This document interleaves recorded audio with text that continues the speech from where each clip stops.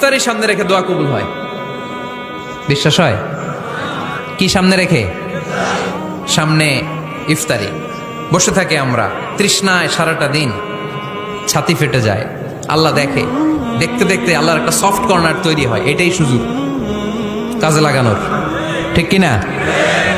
মুমিন যোগ্য যে কোপ মারে, সময় মতো কাজ করে, ঠিক কিনা? আল্লাহ তখন ফেরেশতাদেরকে জিজ্ঞেস করে, এই ঘটনা কি? খায় না যে? খায় না কেন? আল্লাহ রোজা রাখছে। এগুলো কি? রো আফজা, পেঁয়াজ, আলুর চপ, বেগুনি, মুরগির রান খায় না। খায় না কেন? ওরা যে ক্ষুধার্ত, আল্লাহ আপনার ভয়ে। তাই কি চায়? আল্লাহ আপনার কাছে ক্ষমা চায়, ক্ষমা চায়। আল্লাহ রহমতের দরিয়ায় জোশ খেলে যায়। আল্লাহ তখন বলে, আমারে দেখছে নাকি ওরা? ফেরেশতারা বলে, না দেখে নাই। আমার জান্নাত জাহান্নাম দেখেছে? না দেখে নাই। আমারে না দেখে, জান্নাত জাহান্নাম না দেখে আমার এত ভয় করে? যাও, আজকের এই রোজার বিনিময়ে এখন বান্দা যা চাইবে সব কবুল করে নেব।